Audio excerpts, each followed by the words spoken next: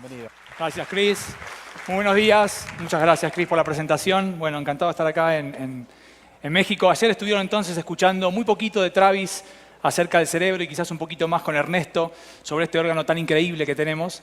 Hoy vamos a meternos bien de fondo en el cerebro, entenderlo un poco más y relacionarlo, como decía Chris, con el liderazgo y sobre todo con un tema que está muy de moda y va a seguir de moda para siempre, que es cambiar. ¿Cómo hacer para cambiar? Entonces vamos a empezar. Les voy a mostrar este slide que está acá y quiero que levante la mano. ¿Quién logra, aquellas personas que nunca hayan visto esto en su vida, quién logra ver una vaca? ¿Quién puede ver la vaca en esa foto o en ese dibujo?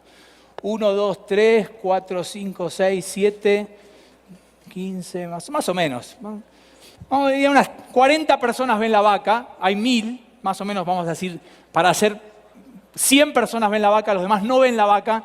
¿Quién logra ver la vaca ahora? Bueno.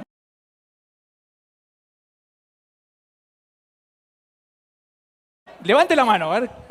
¿Quién no la ve? El que no la ve, no lo puedo mirar porque no hay luz, no veo las luces, pero el que no la ve, simplemente le recomiendo que consulte a neurólogo mañana por las dudas. Pero el chiste es, no la veían la gran mayoría y ahora cuando yo los ayudo, la ven todos o casi todos. Vamos a dejar la vaca por un lado y después vamos a volver a la vaca. Bien, vamos a meternos en el mundo del neuroliderazgo. Mucho miedo y neuro algo, ¿no? Neuromarketing, neuromanagement, neuroliderazgo. Pero el neuroliderazgo realmente existe y puede contribuir para mí en un montón de cosas a ser un mejor líder y vamos a meternos en ese mundo. La idea es entender un poquito cómo usar la mente para mejorar el cerebro. Ahora vamos a ver la diferencia porque mucha gente confunde mente y cerebro.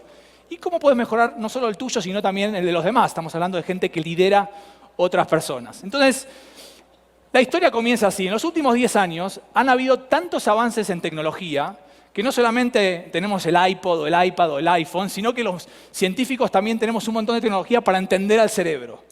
Hemos aprendido del cerebro en los últimos 10 años más que en todo el resto de la historia de la humanidad. Por día, una de las cosas que más me gusta hacer, soy muy nerd, me gusta estudiar, aparecen entre 500 y 1000 artículos que hablan sobre el cerebro. Por día, con nuevo conocimiento. ¿Nuestro trabajo cuál es? Pasar de la ciencia dura, del laboratorio, ¿no? De los escáneres, a las empresas. ¿Qué podemos usar de este conocimiento en una compañía, en una organización, en una empresa? Y es un poquito lo que voy a compartir con ustedes. Entonces, primero déjenme contarles que el cerebro en realidad no es uno, sino que son 3. Uno puede estudiar el cerebro de distintas disciplinas. La biología estudia cómo ha evolucionado el cerebro. Y como ven ahí, hace 500 millones de años ya existían cerebros en el planeta, sobre todo en los cocodrilos o en los reptiles, por eso hablamos del cerebro reptiliano. 200 millones de años atrás aparecen los mamíferos con un nuevo cerebro, que es el cerebro límbico, responsable fundamentalmente de las emociones, ¿no? Estaba el reptiliano y aparece un cerebro nuevo arriba. Y recién 100.000 años atrás, más o menos, aparece el córtex, ¿no? Que es el responsable fundamentalmente de la razón. Entonces, fíjense, interesante las edades de los cerebros. Esas 3 estructuras están acá adentro. Es decir, nosotros tenemos estructuras adentro del cerebro que tienen 500 millones de años, 200 millones de años, 100.000 años en el planeta. Por mucho tiempo los científicos, ¿qué opinaban? Decían, los humanos somos racionales, ¿no? Y seguramente con Ernesto vieron un poquito ayer de eso. Claro, porque somos distintos al resto de los animales porque tenemos este gran córtex que nos diferencia de nuestros amigos o primos los monos, etcétera, etcétera. Pero con el tiempo y con las investigaciones hemos descubierto que no somos muy racionales. En realidad, la mayor cantidad de decisiones que tomamos por día, hablamos del 95% de las decisiones que ustedes deciden todos los días, son emocionales, no son racionales. Sin embargo, en la escuela, nuestros padres, nuestros maestros, nuestros jefes, en la universidad, nos enseñan fundamentalmente a ¿qué? La parte racional, la parte analítica. No estoy diciendo que no es importante, estoy diciendo que ya no es suficiente, por eso tan importante de ayer haber entendido un poco más sobre la inteligencia emocional. Cuanto más entendemos las emociones, mejores decisiones tomamos. Entonces, somos seres emocionales que usamos la razón, a veces, pero lo usamos, generalmente para justificar aquellas decisiones que tomamos. Sigamos un poquito con algunos conceptos importantes del cerebro que son la base de todo lo que les voy a contar sobre neuroliderazgo. Pregunta, y quiero que respondan en coro. ¿Usamos todo el cerebro, sí o no? Sí. Y gente educada, muy educada, todavía no lo sabía, porque la gran mayoría dijo que no. Y sí usamos todo el cerebro. es un mito, es una mentira, no sé, habrá estado en Google, en algún lado pusieron no usamos todo el cerebro, pero sí usamos todo el cerebro. Ahora, sí, pero el cerebro es como una lámpara, ¿no? Con una luz, tiene electricidad. Y esa electricidad es limitada, es decir, uno no puede prender todas las neuronas que uno quiere cuando quiere. Uno puede prender una cantidad limitada de neuronas en simultáneo. Puede usar todo el cerebro, pero en simultáneo puede tener una cantidad prendida que representa el 2% de la totalidad de las neuronas.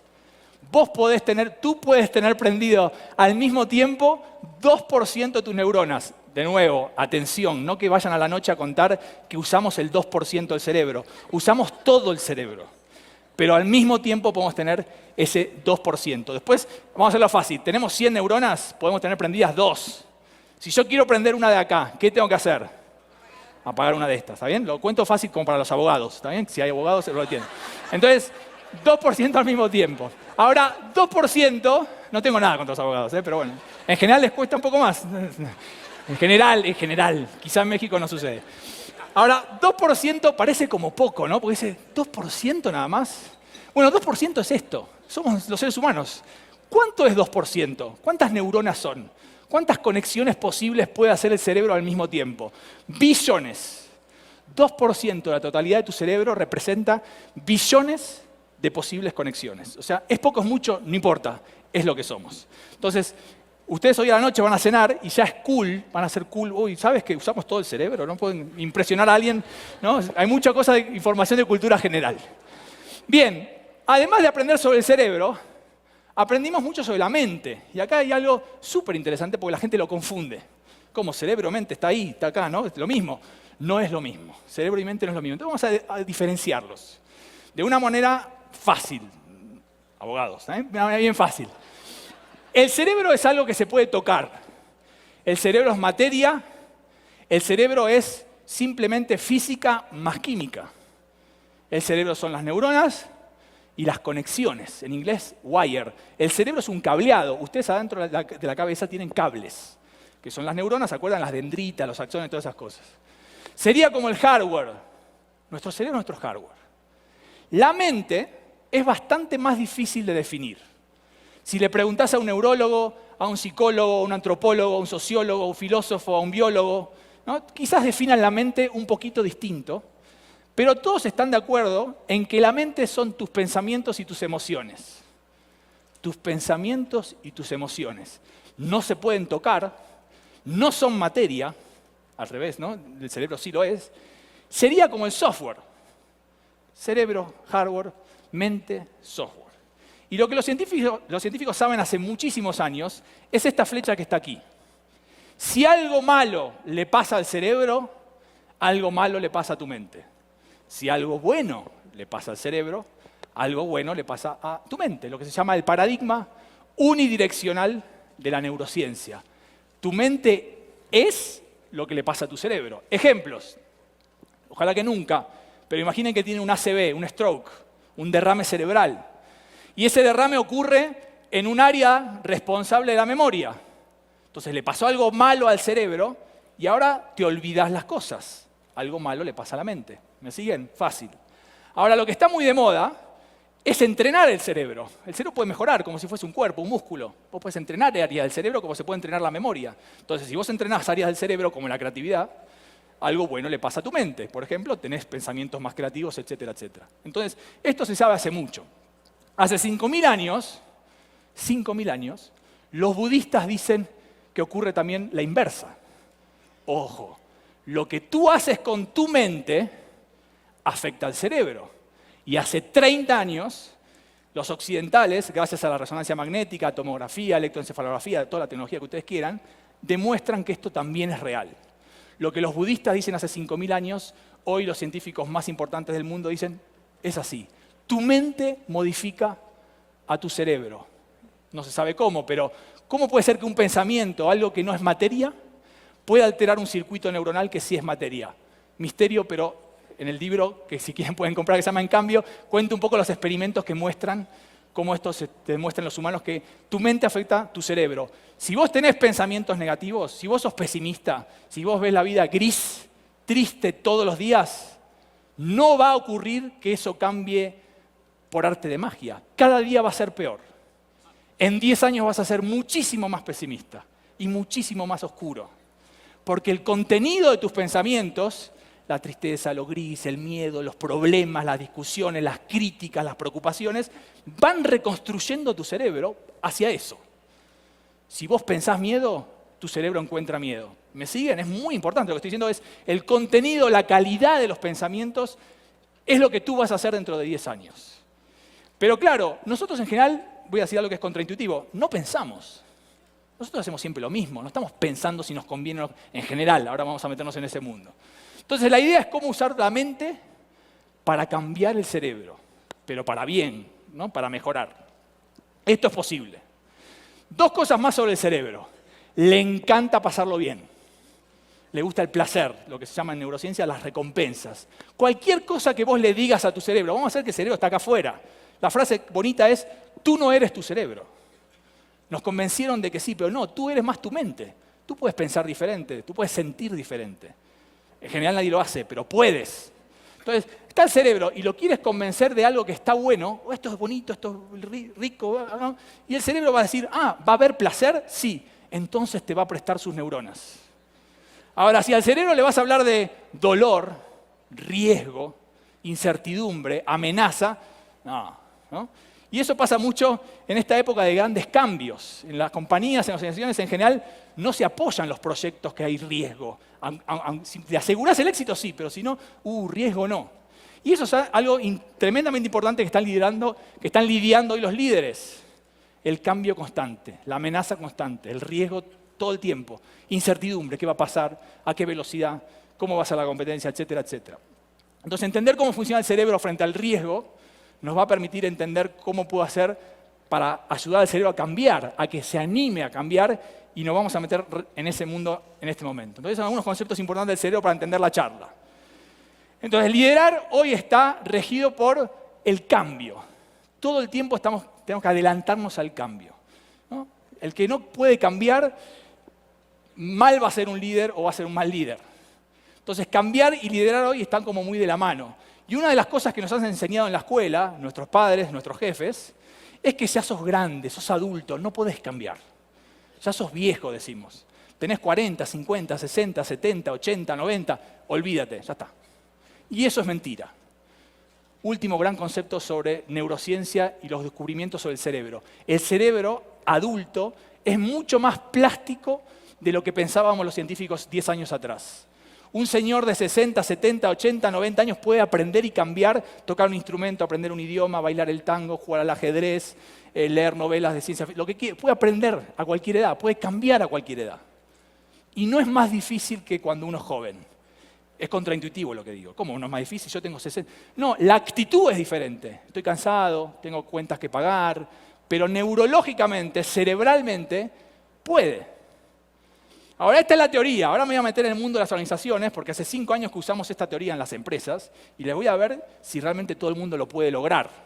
La teoría dice, tú puedes. ¿Tienes cerebro? Sí, puedes cambiar. Ahora vamos a ver qué pasa. Ustedes van a irse de aquí al break sabiendo si ustedes pueden cambiar o no. ¿No? Interesante. Entonces, no es una excusa ser viejo, ser grande. Cualquiera puede cambiar y liderar hacia el cambio. Es más, último concepto muy cool para hoy a la noche. El cerebro no envejece con la edad. Lo digo de nuevo despacio. El cerebro no envejece con la edad. Es el único órgano que no envejece. El cerebro envejece cuando uno lo deja de usar. Cuando está todo el día mirando la televisión o sin hacer nada. Se empieza a apagar, se empieza a morir. O, como muchos de acá, el cerebro empieza a morir cuando lo usamos mal. ¿Qué es? Estrés permanente. Entre 5 y 10 años de estrés crónico empieza a morir el cerebro rápidamente. Entonces cada uno decide qué hacer con su vida, pero no muere porque soy más grande, muere porque no lo uso o porque lo uso mal. Bien, interesante concepto nuevo de la neurociencia. Déjenme entonces dividir el liderazgo en 3 grandes eras. La era industrial, la era de la información, que les aviso ya terminó esa era, la gente sigue hablando de la era del conocimiento, ya pasó. Estamos en la era de la imaginación. Y arbitrariamente puse 3 grandes nombres a los líderes de cada era, el manager, el líder en la era de información y cariñosamente el neurolíder. También llamamos el líder brain friendly, el líder que entiende el cerebro de su gente, ¿no? Eso vamos a llamarlo los neurolíderes. Y si bien en la era industrial el control se ejercía a través del poder y en la era de la información a través del conocimiento, hoy el control es a través de las ideas. ¿Quién tiene las ideas? ¿Y cómo son esas ideas? En la era industrial los managers eran más medidos, en la era de la información valientes, y hoy el neurolíder es vulnerable. Y por eso hablamos tanto de las emociones, ¿no? Es mucho más fuerte un líder que se reconoce como persona, como alguien que tiene problemas, que le cuesta, que es difícil, que no sabe todo, que el líder que quiere saber todo, que eso ya sabemos que no existe, es mentira. En la era industrial, yo sé, en la era de información, nosotros equipos sabemos, y en esta era, ¿quién sabe? ¿Quién es el que sabe? No sé, vamos a buscarlo. No tenemos toda la información. En la era industrial no había feedback, en la era de información, feedback unidireccional, yo te digo todo lo mal que estás haciendo, y ahora hablamos de feedback en ambas direcciones o en todas direcciones. Entonces, hecho esa diferencia, obviamente me voy a meter en el mundo del neuroliderazgo, lo que les quiero contar hoy tiene que ver con el cambio. Todos los que tienen un coche, un auto, deberían tener esto, no sé cómo se llama en México, ¿cómo se llama esto en México? Gato, bueno, muy bien, en Argentina también.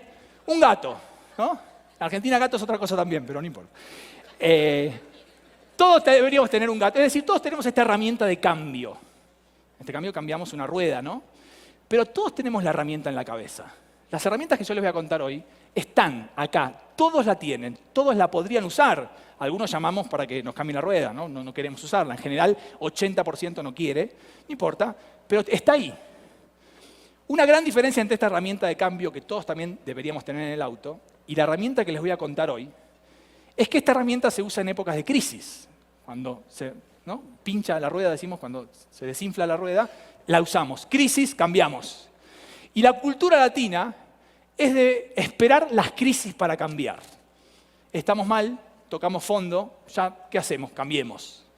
Y hay muchos estudios en personas y en organizaciones y en gobiernos que esperan las crisis para salir a cambiar. Y los números son los siguientes, el 50% lo logra, sale de la crisis porque cambió algo en su estrategia, dinámica, estructura, procesos, software, formas de encarar a su mujer, ¿no? Hablo de personas, empresas y gobiernos. De ese 50% que logró salir, el 98% vuelve a caer en una crisis entre 5 y 10 años más tarde. Entonces, en neurociencia hablamos, no hubo un cambio, hubo una reacción. Ahora vamos a ver la diferencia. Reaccioné porque toqué fondo, salí, pero después vuelvo a cometer el mismo error o a caer en la crisis.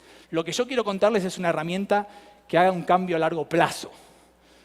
Entonces, es mucho más eficiente, aunque contraintuitivo. Es más eficiente cambiar por aspiración, cambiar cuando uno está bien, cambiar cuando uno es el líder, cambiar cuando somos los primeros, ¿no? Cambiar cuando estamos tranquilos, que cambiar cuando estamos en crisis. Es más eficiente. Después cada uno decide cómo hacerlo. Entonces, de lo que estoy hablando es del CQ, el coeficiente de inteligencia de cambio. ¿Cuán inteligente sos para cambiar? ¿No? Ya conocen el IQ, el emotional, después está el social intelligence y el CQ está muy de moda en los laboratorios de neurociencia hoy. Son 3 preguntas. Número 1, que parece fácil pero no lo es. ¿Qué querés cambiar? La gente rápidamente dice, yo quiero cambiar. ¿Estás seguro que querés cambiar eso? La gente, sí, quiero cambiar a mi mujer. ¿Estás seguro? Mirá que la próxima va a ser parecida, ¿eh? Al principio no y después sí, va a ser más caro porque tenés 2. Bien, entonces, ¿qué querés cambiar? Pregunta de introspección, de tiempo. No rápido, no se apuren. ¿Qué queremos cambiar? Llevémoslo a la organización, a la empresa. ¿Quieres cambiar? Porque mucha gente se da cuenta que sabe qué cambiar, pero cuando se enfrenta a eso dice, no estoy seguro, porque voy a ser distinto. No sé si me van a seguir queriendo, si los clientes nos van a aceptar ahora que cambiamos. Entonces la número 2 parece también fácil, pero no lo es. En nuestros ejercicios, en nuestras organizaciones, la mitad se queda aquí. No, mejor no. Y la última, que es donde nosotros humildemente tratamos de aportar algo, es bueno, entiendo que, quiero, cómo. Y el cómo cambiar, sinceramente hay muchas disciplinas que tratan del cambio, ¿no? En el mundo de los negocios hablamos del change management, en neurociencia decimos bullshit, ¿está bien? Pero no importa. Pero es realmente enfrentado de distintas disciplinas. Los científicos somos muy soberbios, pues así. Está la psicología, el coaching, ¿no? Las escuelas de negocio. Todas las disciplinas funcionan. Yo les voy a contar la que conozco. No es mejor, no compite con otras, en general son complementarias. Entonces, la disciplina de cómo encara la neurociencia el cambio en las personas y en las empresas, en este caso. Entonces, yo trabajé muchos años en el área de la salud y les voy a contar una anécdota o una historia real de cuán difícil es cambiar, para que se vean qué difícil que es cambiar para las personas. Y estos son pacientes que se operan a corazón abierto. Luego de la operación, aquellos que sobreviven, obviamente, se despiertan de la anestesia total y el cirujano, no sé cómo son los cirujanos mexicanos, pero imagínense un cirujano porteño de Buenos Aires, o sea, si tiene ego y ya es cirujano es como bien arriba, muy difícil. Entonces el cirujano se acerca al paciente, lo va a felicitar, le va a decir que está vivo, y está estudiado, entre 7 y 9 minutos para hablarle. ¿No? Depende de la zona del país, en Estados Unidos quizás son 12, 15 minutos, pero tiene pocos minutos para decirle las 2 o 3 cosas que le tiene que decir a su paciente. Bueno, Carlos, te felicito, sobreviviste, la verdad que yo hice un trabajo extraordinario. Bueno.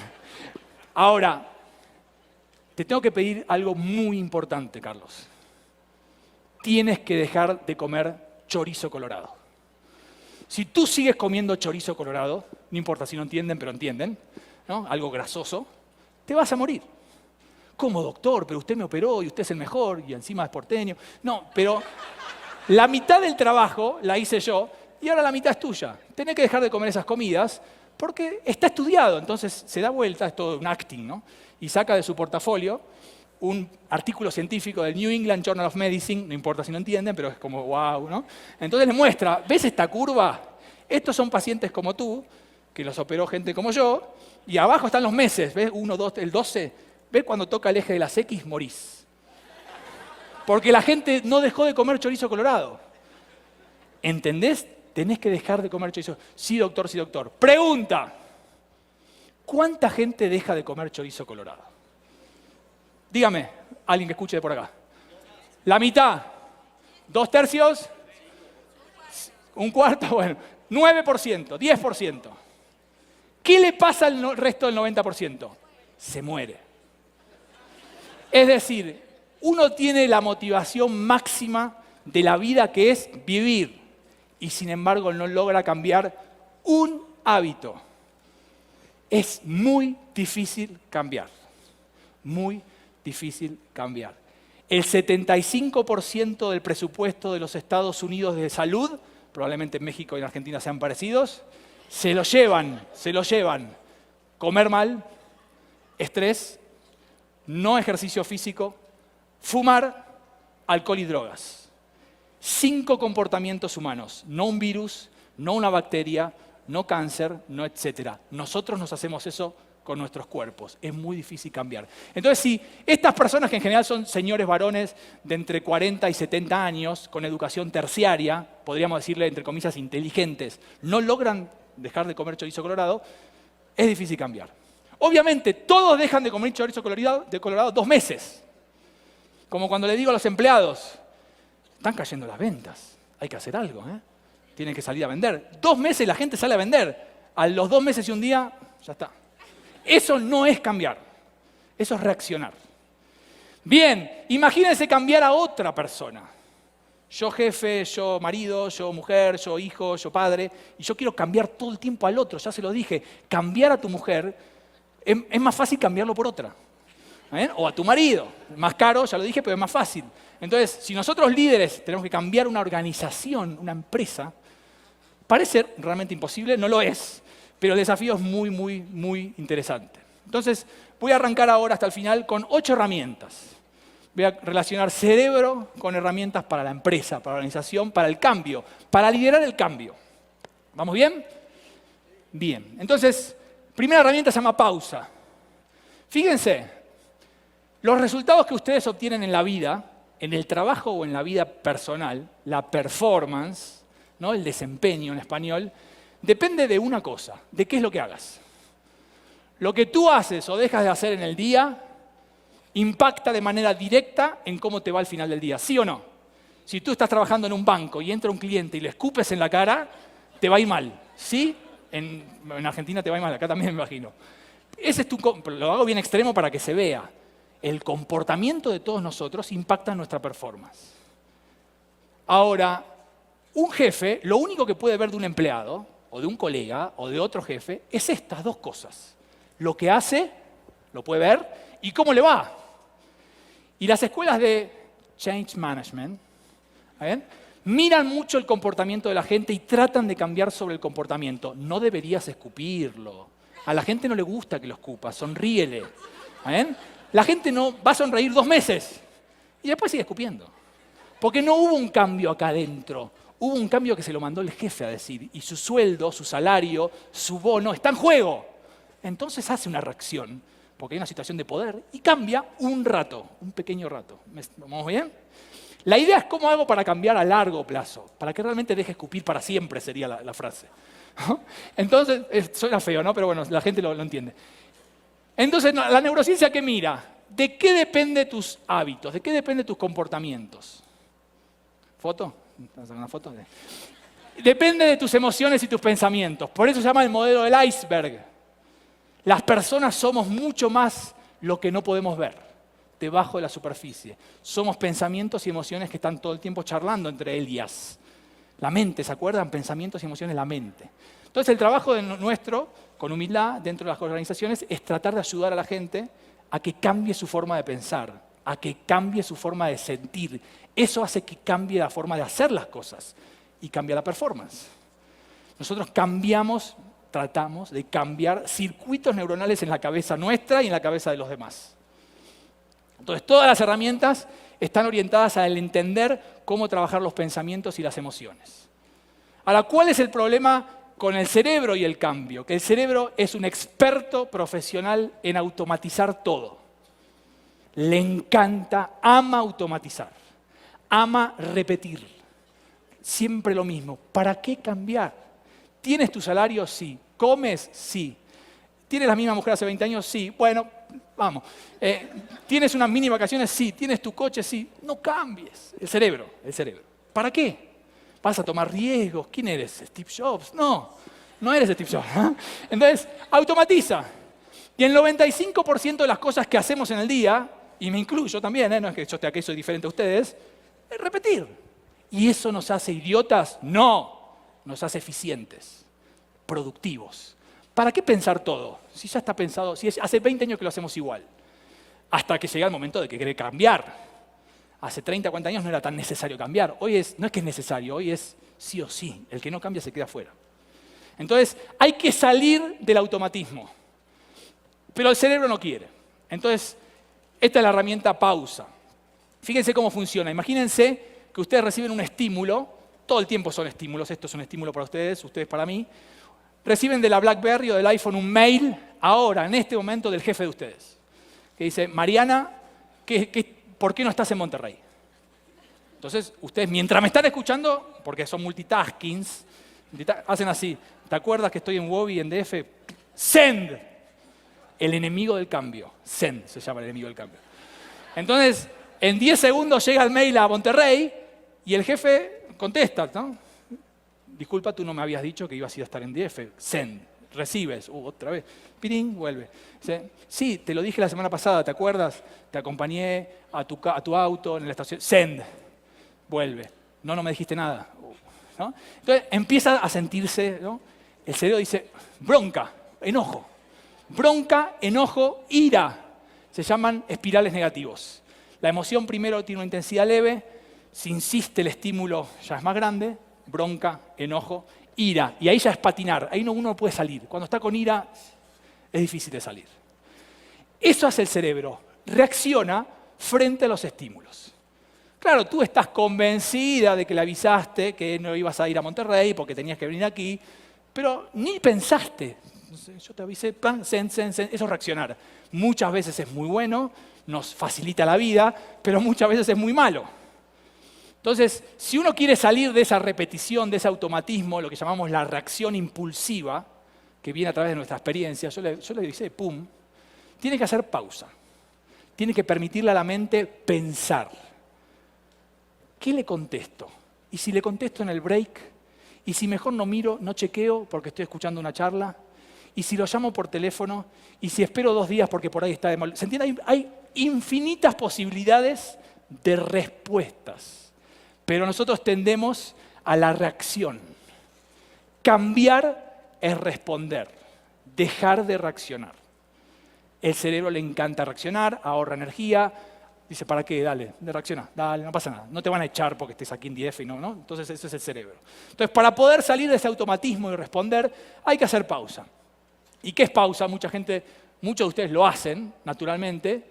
Yo les voy a hablar de la ciencia detrás de la pausa que ustedes hacen. El famoso cuento hasta 10, respiro, salgo, ¿no? Cuando uno quiere frenar. Bueno, la pausa son esas 3 cosas exactamente. Número 1, el 90% de las personas que está acá sentada es visual más que auditiva y más que kinestética. La mayoría de los seres humanos somos visuales. Entonces, si yo tengo un estímulo visual, tengo raptadas, kidnapped, hijacked, ¿no? Muchas de mis neuronas en el estímulo. ¡Wow! Mira lo que me está diciendo mi jefe, que no estoy en Monterrey. Entonces, hay que cortar con el estímulo visual, hay que salir del ambiente. Sería, no leas, retírate si se puede, retírate, ¿no? Cuanto más cortamos con el estímulo visual, más permitimos que esas neuronas que estaban raptadas por ese estímulo negativo vuelvan a poder usarse para pensar. ¿Me siguen? En las discusiones de pareja sucede mucho, ¿no? Discute. Bueno, nos tomamos 5 minutos, voy a hacer un té a la cocina, voy a tomarme un café, ¿no? Cuando uno frena porque se da cuenta que no está llegando a ningún lado. Mucho cuidado de no ir al balcón, ¿no? Dependiendo de la discusión. Entonces, cambiar del ambiente, cambiar de estímulo en lo posible. Si uno está en una reunión del board, no puede decir, disculpen, me voy. No. Bueno, pero uno puede hacer así, etc. Número 2, respirar profundo. No porque lo dice Sri Sri Ravi Shankar, con todo respeto. Respirar profundo, y ustedes sé que saben esto, obviamente entra más oxígeno, más neuronas alimentadas. Pero lo que quizá no saben, con respeto, quizá lo saben, quizá no, que el oxígeno es un gran estimulador de la fabricación de capilares, no estos, si no, no estaría respirando. Capilares me refiero a venas y arterias. Cuando uno respira 3 veces profundo, 8 segundos de reloj es lo único que te lleva en tu día, fabrica más venas y arterias adentro del cerebro. ¿Qué quiere decir? Que la red se extiende, más neuronas son alimentadas, porque hay más red, donde llega el oxígeno, llega la glucosa, etc. Pero fundamentalmente, más neuronas son limpiadas. Por las venas se va la toxicidad. El cerebro es el órgano más tóxico del cuerpo. Cuando uno está 2 minutos sin respirar, no se muere por el aire, se muere porque murió de toxicidad cerebral. Entonces, respirar profundo te hace el cerebro más sano, más limpio y más neuronas contentas. ¿Para qué? Para pensar. ¿Qué le digo al jefe? ¿Lo llamo más tarde? La reacción es no pensar. ¿Vamos bien? Y después la espalda derecha, no porque los yogis son cool y están de moda, ¿no? La pilates, sino porque, aparte de eso, porque obviamente la espalda derecha te permite respirar mejor y hoy está comprobado que los neurotransmisores que circulan por la médula espinal al resto del cuerpo circulan mucho más eficiente cuando está la espalda derecha. Entonces, un estímulo negativo, sepan que van a reaccionar, si quieren responder, hacer las 3 cosas al mismo tiempo. Si se pueden retirar, respirando profundo, espalda derecha, y ahí les va a dar más neuronas para ver qué hago con este estímulo. Herramienta 1, si uno quiere cambiar, tiene que hacer pausa. Ejercicio fácil a partir de mañana es viernes, en la oficina, primer estímulo negativo que aparece, ¿no? Una mala cara, una mala noticia, un mal mail, empezar a ejercitar esto. No le soluciona la vida, pero esto después se hace un hábito. Lo malo del cerebro que hace muchos hábitos es lo bueno del cerebro, porque uno puede hacer hábitos buenos. Por ejemplo, cada vez que uno se enfrenta a algo negativo, triste, ¿no? Puede hacer como una pausa y tener distintas perspectivas. Herramienta 1, nos faltan 7 y terminamos. Herramienta 2.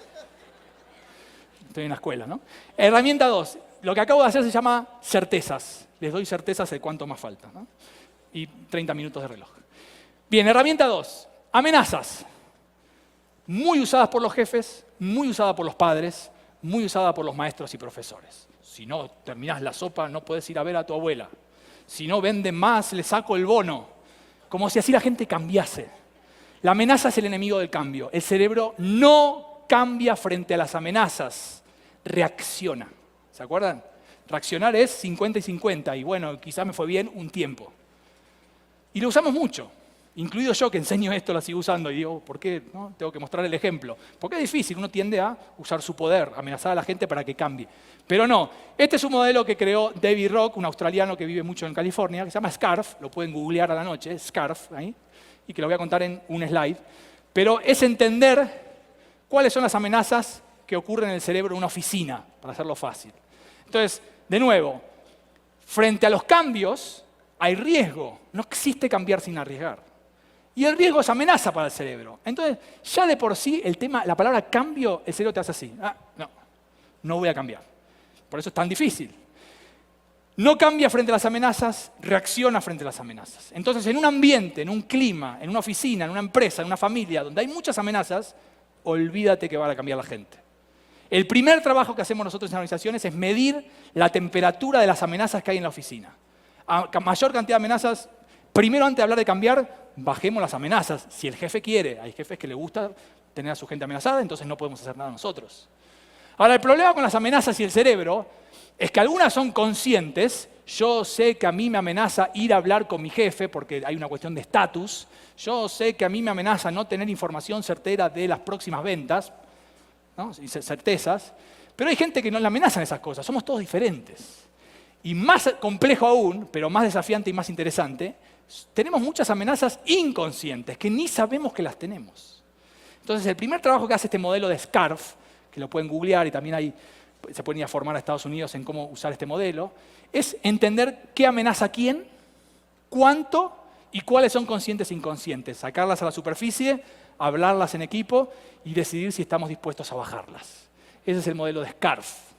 Un modelo donde vos líder, tu líder, quieres hacer cambiar algo, ya sea poner un software nuevo, cambiar la cultura de la organización, incorporar algo, ¿no? Todo tipo de cambio, tenés que bajar los niveles de amenaza para que eso tenga quizás éxito.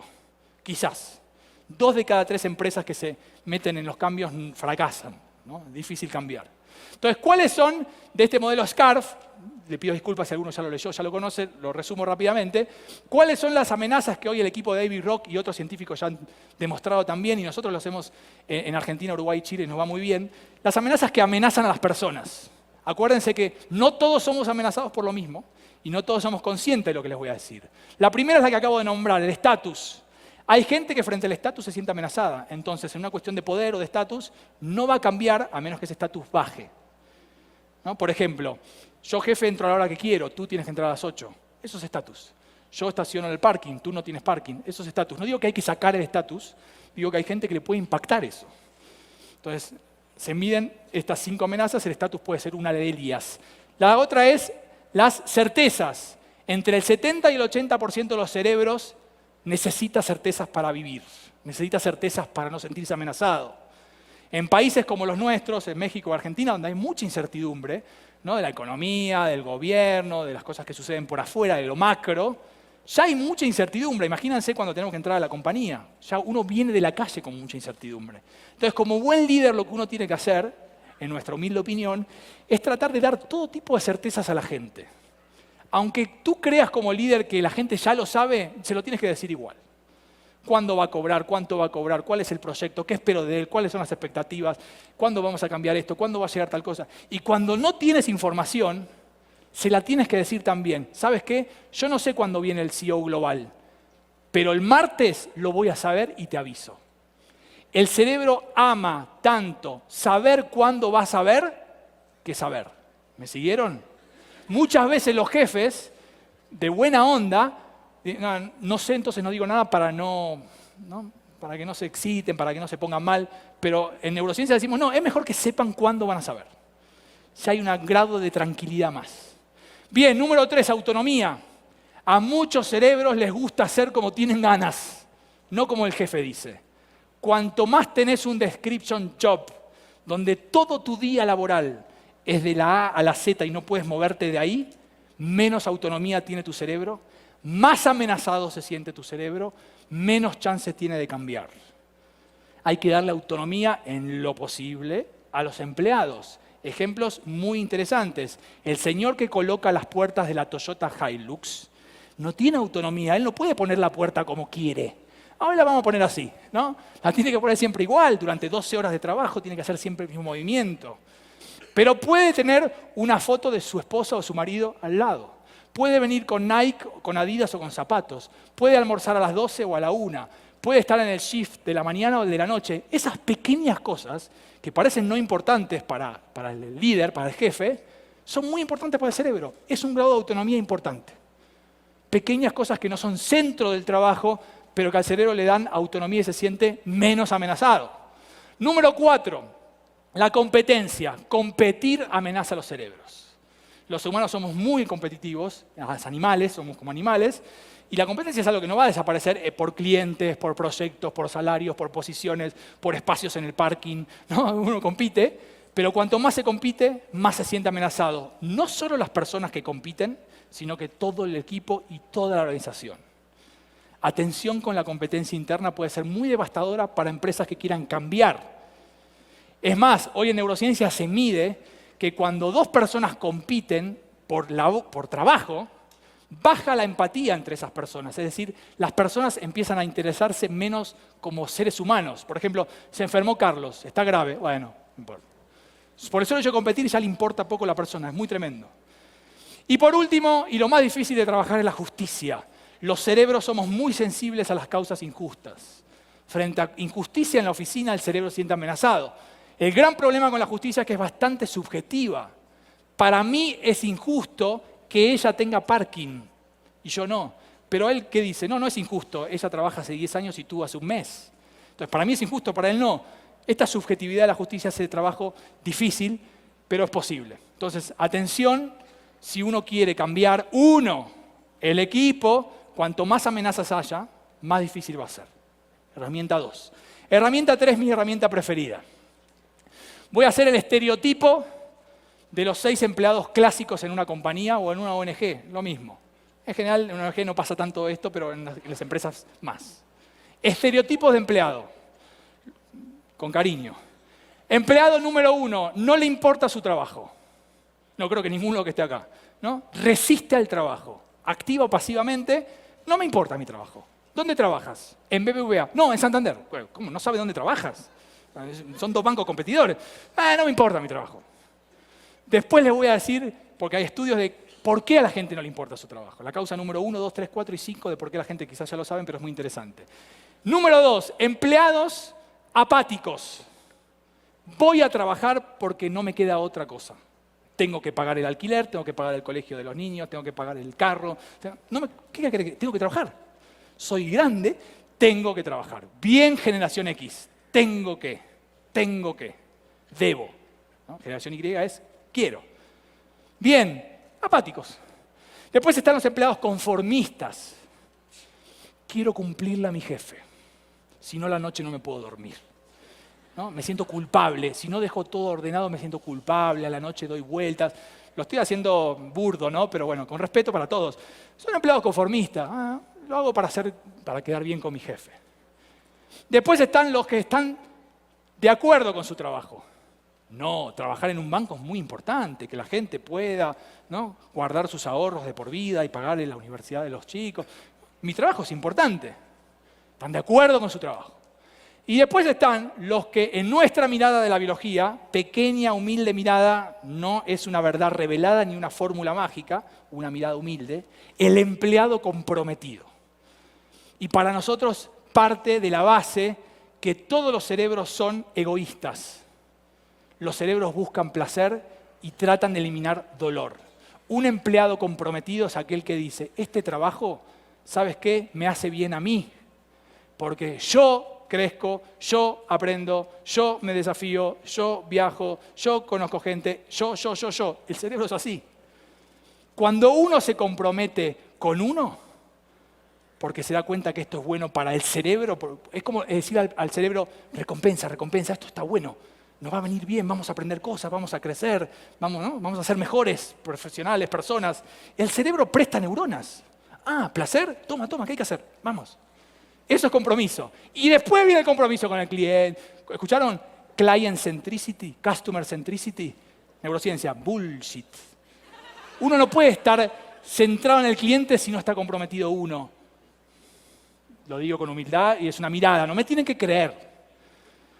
No me tienen que creer. Entonces, cuando yo agarro mi bono, tomo mi bono anual, que tanto luché y peleé para regalárselo a mi hermano, que está pasando un muy mal momento económico, según esta mirada, no lo hago por mi hermano. ¿Por quién lo hago? Por mí. Porque me duele ver a mi hermano así. Y cuando le doy mi bono, me duele menos. Y el cerebro está mejor. Y después está el empleado apasionado. No solo se da cuenta que ese trabajo es bueno para él o ella, obviamente, sino que le encanta su trabajo. Le gusta, disfruta de su trabajo.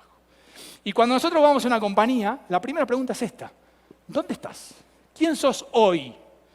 Porque todos pasamos por estos 6 lugares, dependiendo de nuestra situación emocional, en nuestra casa, nuestra familia, nuestro jefe, ¿no? No es que los primeros son malas personas y los últimos son geniales.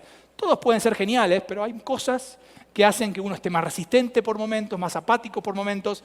La pregunta es, medido, no me acuerdo si es Arthur Andersen o McKinsey, ¿cuál es la causa número 1 de que la gente resiste a su trabajo?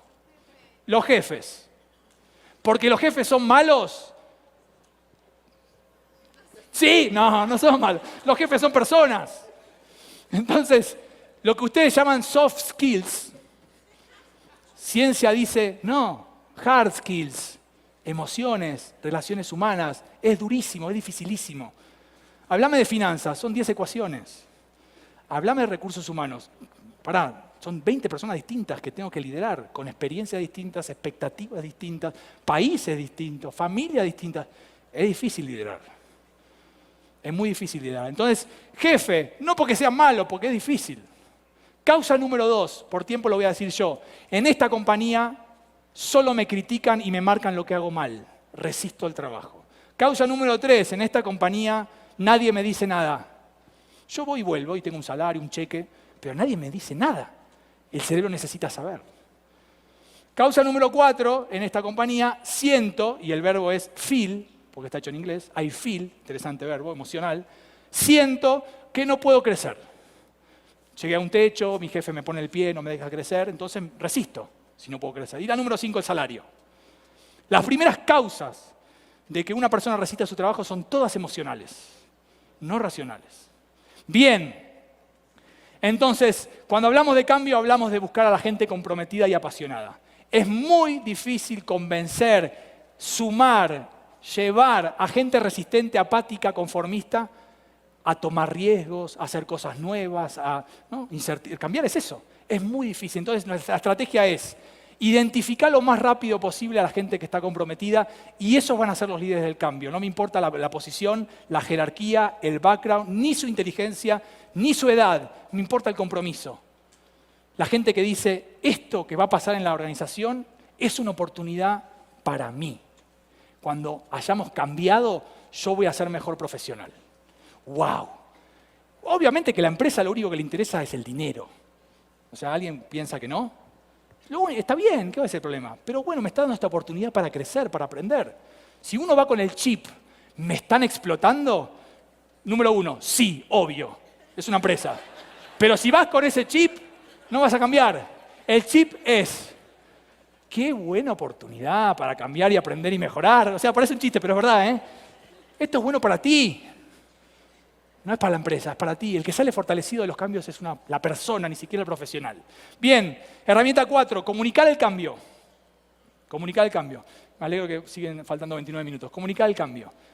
El cirujano, ¿se acuerdan? Si no dejas de comer chorizo colorado, te vas a morir. Esos son los jefes y los padres y las madres, ¿no? Cuando uno amenaza, cuando uno usa la lógica, el artículo científico, las curvas de ventas, ¿no? Los números de los competidores, cuando uno trata de usar la lógica para que la gente cambie, el cerebro reacciona frente a la lógica, no cambia. ¿Se acuerdan? Reacción es cambiar un ratito, cambio 2 semanas y después vuelvo a ser el de antes. Dejo de escupir un rato, vuelvo a escupir. Salgo a vender más, dejo de vender tanto.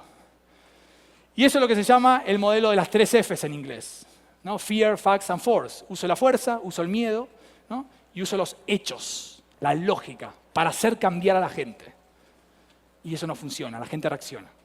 Muchos CEOs en sus discursos, en sus town halls, en sus discursos anuales, usan esta estrategia, asustan a la gente porque si no, pasemos algo, miren la competencia y las ventas cayeron, vamos a morir. La gente no cambia así. Y muchos CEOs, por suerte, y si quieren pueden leer un libro que se llama, no me acuerdo el autor, se llama Change or Die, que recolecta información de CEOs, que usan otra estrategia. O sea, no buscan que el cerebro reaccione, buscan que el cerebro responda. Y la estrategia, obviamente que no es una fórmula mágica ni es fácil, es brain friendly. Son CEOs o líderes que usan primero lo que saben que la mayoría de sus empleados aman, que es la vista, lo visual. ¿Se acuerdan? La mayoría somos visuales. Historias, usan la emoción, como se los dije en el tercer slide. El cerebro cambia cuando se siente que es necesario, que es bueno, que le sirve, no cuando analiza que es bueno. No estoy diciendo que no hay que hacer pros y cons de analíticos, pero es la emoción la que va a llevar al cambio. Entonces, cuando uno puede tocar, decimos, ¿no? Touch las emociones de los empleados, de la gente, no es fácil de hacer. Y usar imágenes, usar historias, es donde la gente sale más motivada a cambiar. Y en este libro recolecta varios de estos CEOs que lo hacen muy bien. En general son cosas naturales que tienen, ¿no? Gente que es muy buena haciéndolo. Otros se preparan, hay gente que se preparan. Tuve un caso en Argentina, una empresa muy grande, que pidió ser preparado para dar un discurso donde necesitaban cambiar, y él venía hace muchos años hablando desde la lógica. No sé cómo lo está haciendo, pero el discurso estuvo excelente. Usó mucho la imagen, la historia. Obviamente, la historia que un CEO cuente tiene que estar relacionada con la empresa. No voy a decir, cuando yo era chiquito, un día me caí, no. Tiene que haber una historia donde la gente se sienta tocada. ¡Wow! Sí, estos somos nosotros. Ahí queremos ir, de esto nos sentimos bien, etc. Entonces, esa es la estrategia para que el cerebro tienda más a la respuesta. Lo veo, lo siento, quiero ir por él, quiero cambiar. Bien, 5, son 8. Expectativas y foco en soluciones. Miren, en el momento que mi mujer me mostró el EVA test positivo, hace ya 7 años, 6 años y pico, mi cerebro supo que se venía un tremendo cambio en la vida, ¿no? El único cambio quizás más importante de todos. ¿Y qué le pasó a mi vida a partir de la mañana siguiente? Empecé a observar bebés en la ciudad de Buenos Aires. Yo decía, ¿dónde estaban estos bebés? Empecé a detectar todas las, no sé si se dicen, aceras, veredas, ¿cómo se dicen? ¿Dónde caminas? ¿Cómo? Banquetas rotas. Pero está todo roto. Pero si yo vivo acá hace años y nunca estuvo roto, ¿por qué está roto? ¿Por qué?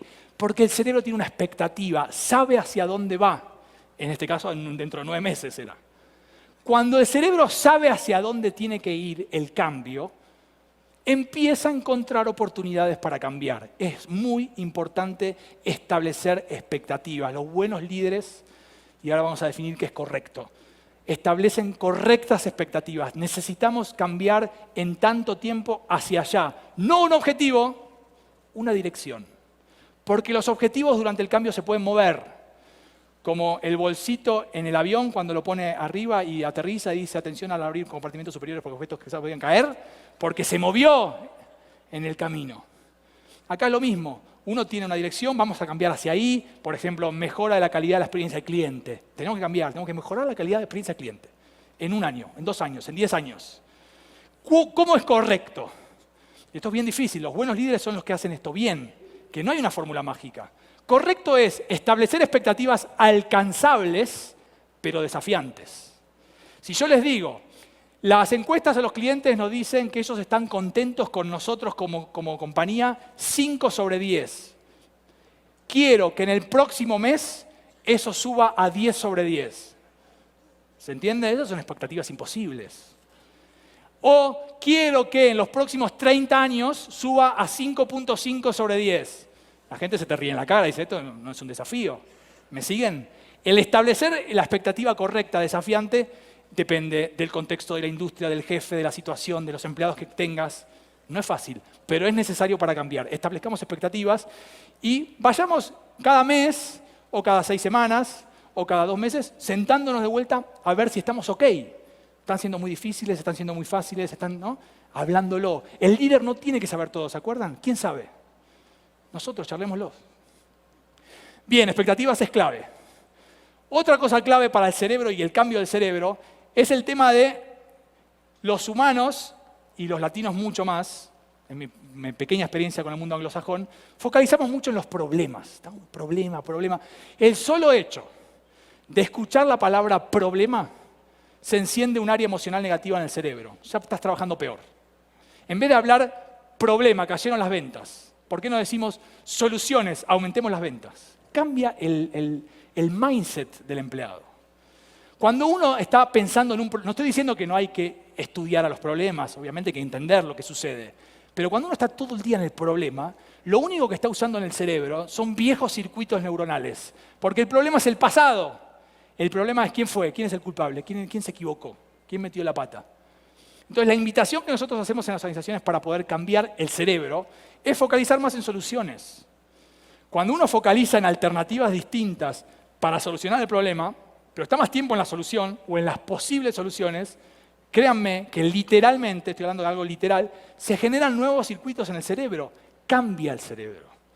Y no importa si la solución es buena, no importa si la solución es correcta, importa que te estás empujando a crear nuevas soluciones, ya estás cambiando, ya te estás motivando, empiezan a aparecer cosas, wow, esto no, pero esto sí. Entonces la invitación es focalizar más tiempo en las soluciones y menos en los problemas, o un balance. Nosotros hacemos medir a los líderes por día cuánto tiempo están en los problemas y cuánto tiempo están en las soluciones. El solo hecho de concientizar eso, vienen así, wow, no me había dado cuenta. Hace 30 años que paso el 80% de mi día con los problemas y estoy poco en la solución.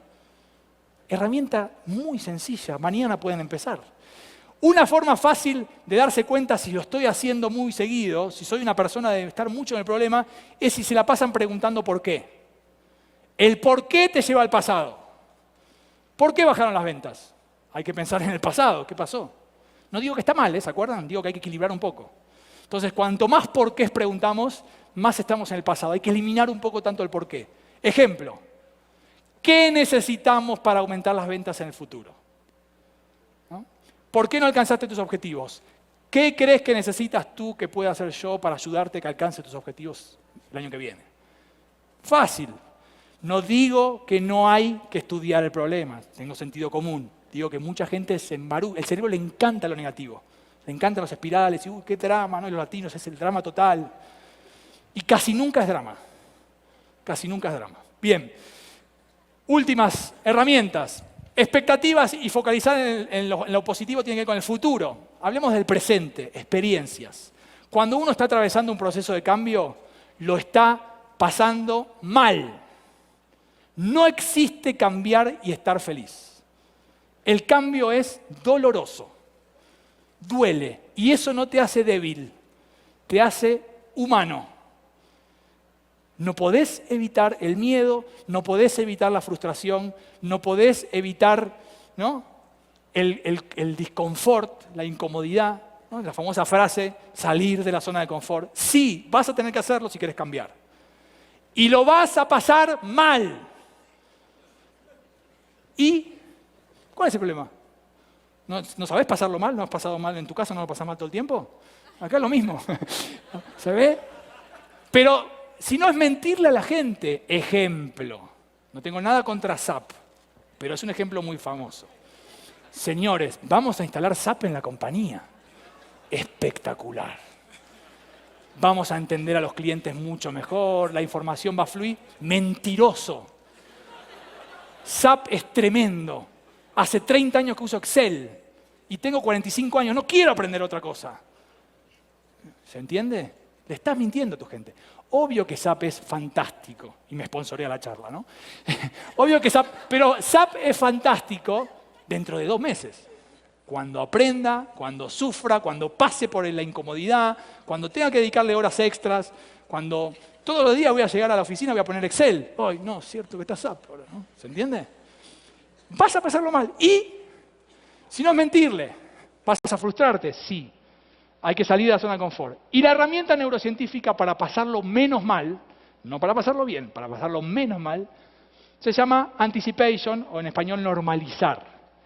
Y escuchen despacio. Cuando el cerebro sabe que lo va a pasar mal, lo pasa menos mal.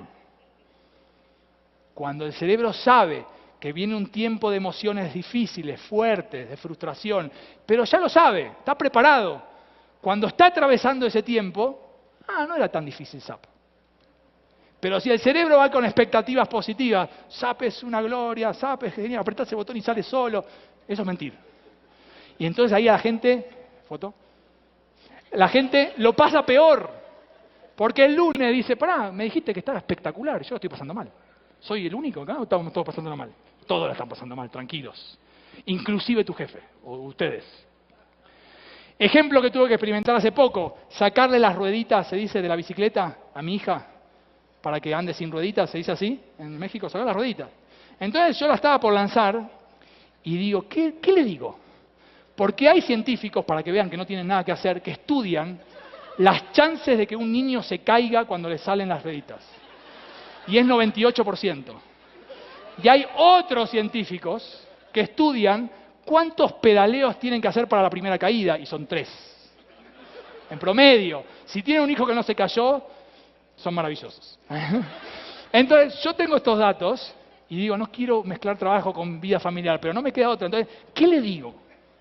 Porque si le miento y no le digo nada, digo, mi amor, ahora vas a ser adulta y el equilibrio y la vida, sos una niña, y la suelto y se cae, porque 98, no es maravillosa mi hija, es normal, entonces 98% chance que se caiga, quizás se raspe, y esto está estudiado por resonancia magnética nuclear, la raspadura, se dice raspadura, una pequeña, es una fractura doble expuesta de tibia y peroné. Porque me mentiste. Entonces me duele más.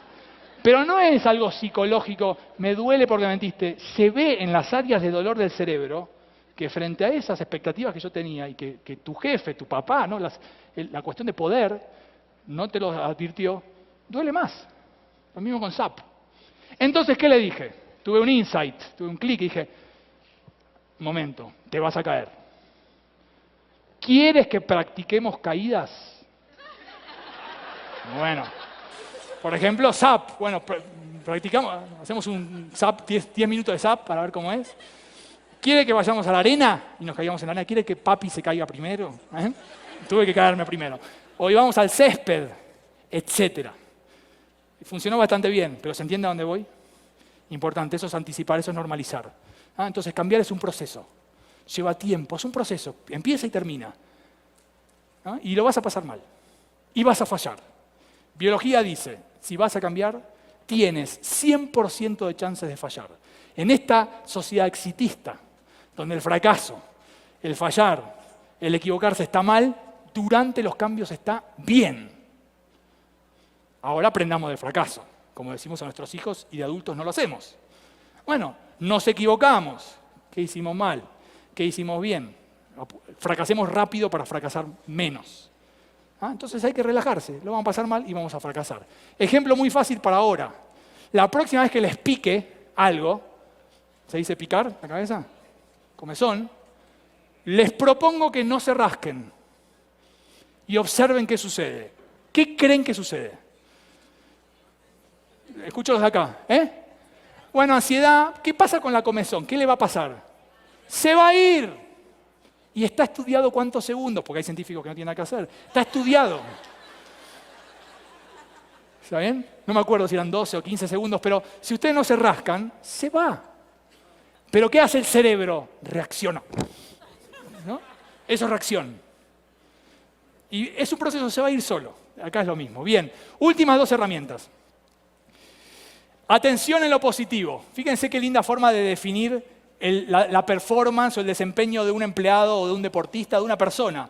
Depende de qué, de todo lo que tú puedas dar, todo tu potencial, que siempre es más de lo que pensamos, y siempre es más de lo que nos dicen nuestros papás, y siempre es más de lo que dicen nuestros jefes, menos las interferencias. Interferencias son emociones negativas. Yo no sé usar SAP, es una interferencia, no tengo potencial, no puedo sumar potencial. Cuando aprendo, las interferencias se van yendo. Estoy peleado con mi jefe, es una interferencia, voy a hacer mal mi trabajo, ¿se entiende? Entonces, fíjense, uno tiene que sumar mucho potencial con sus empleados, pero tiene que también como jefe, en lo posible, tratar de restarle las interferencias para que trabaje mejor. Y acá vengo con una herramienta, y algunos me critican, pero no me molesta, que es el tema del feedback. Está estudiado que en general, hay empresas que ya lo están cambiando, ¿no? y estos eventos tienen que ver con eso, pasamos minutos de feedback positivo por año versus horas de feedback negativo por año. Hay mucho feedback negativo. No estoy diciendo que no hay que hacerlo, estoy diciendo algo parecido al focalizar en lo positivo en vez del problema, la solución. Hay que equilibrar un poco, focalizar en lo positivo Acentuarle a la gente las cosas que hace bien no es algo de generación Y, no es algo cool. Gracias por traerme el reporte hasta la oficina. No. Acentuar las cosas que hace bien es algo que científicamente comprobado te empuja a hacer más cosas, te estimula, te motiva.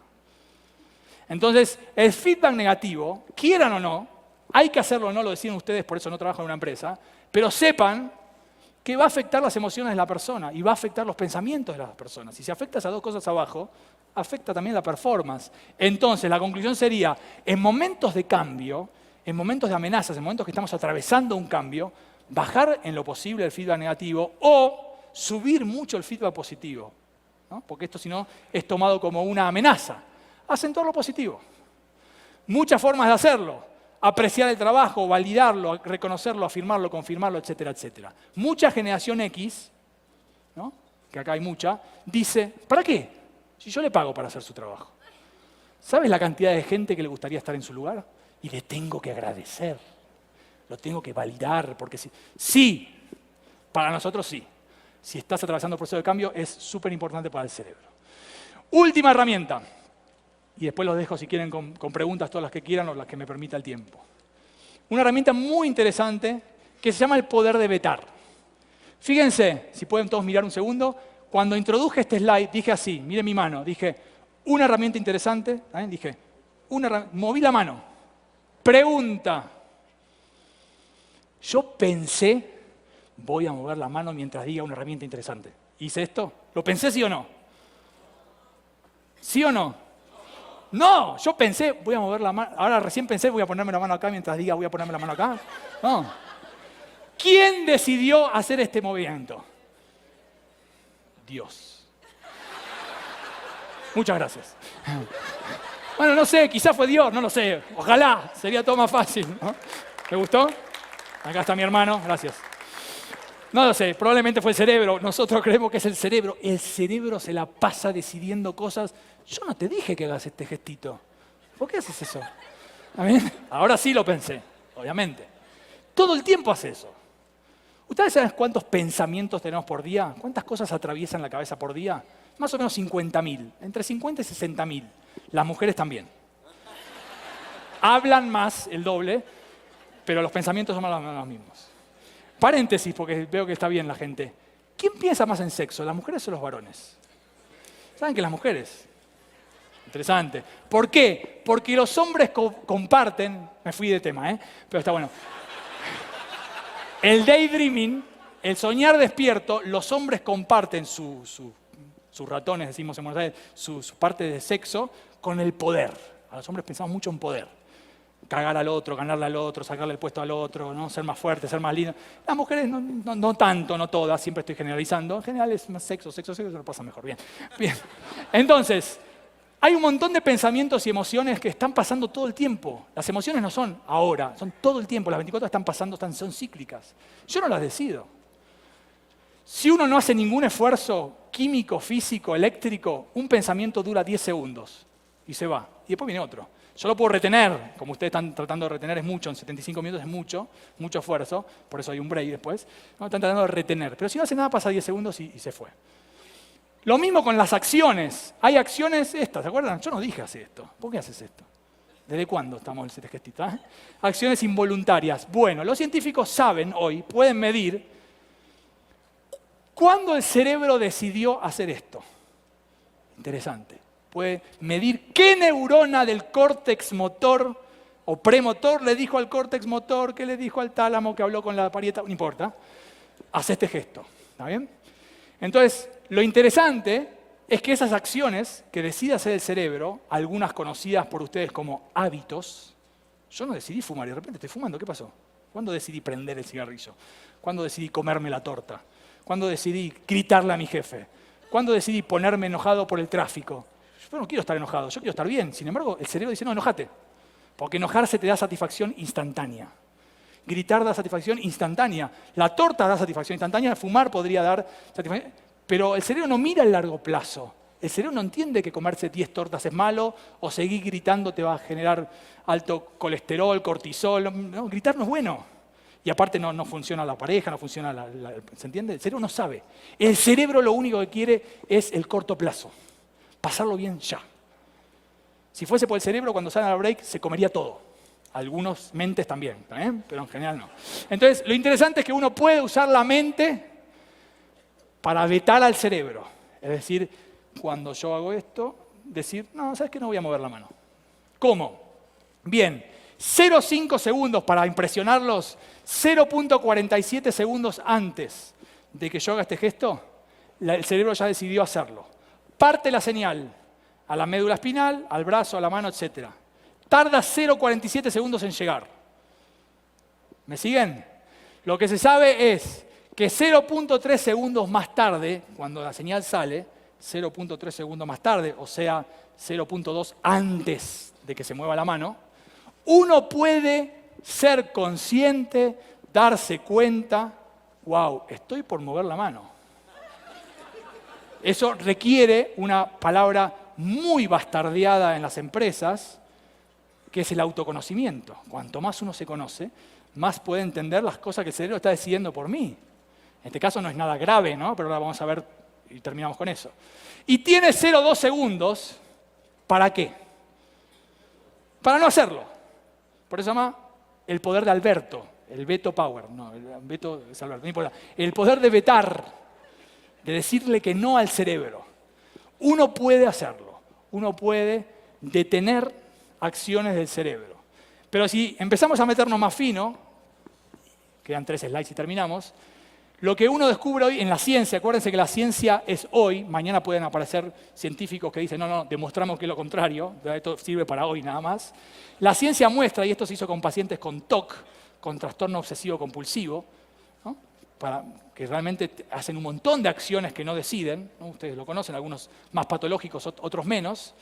Se demostró que frenar al cerebro, hagámoslo fácil, pararlo, vetarlo, no es posible.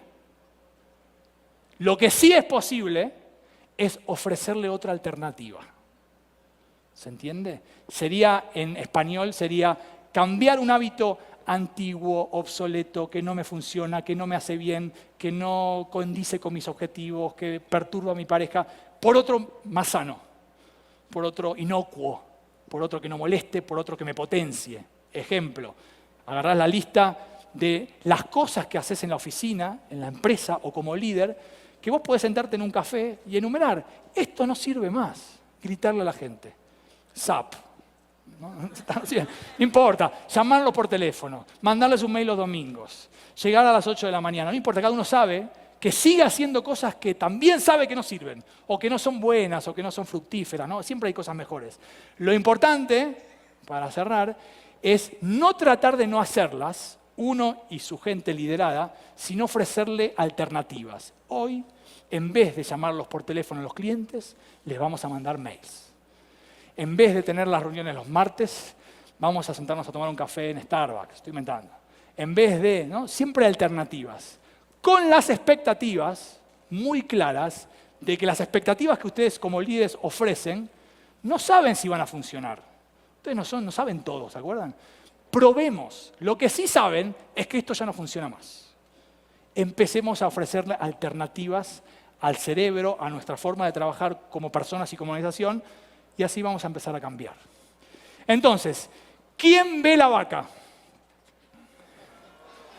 Probablemente todos. Les recuerdo con mucho cariño que aquel que no la ve, consulte a un neurólogo mañana a la mañana, o le diría hoy a la tarde cuando salga de aquí. Eso es un poco, para cerrar, lo que pretendemos del cerebro. Un cambio profundo a largo plazo. Hay estudios que indican, esto de la vaca es muy conocido, que si dentro de 30 años ustedes ven esto en algún lugar, lo primero que dicen que es vaca. Y me ha pasado con algunos alumnos, no de 30 años, pero de 5 o 6, que me encuentran en la calle o en los aeropuertos, la vaca, el profesor de la vaca, me dicen. ¿Ven? Porque se generó un circuito neuronal nuevo que conecta la imagen con la vaca. Eso es un poco de lo que es cambiar a largo plazo. Estoy para preguntas. Muchísimas gracias por la atención.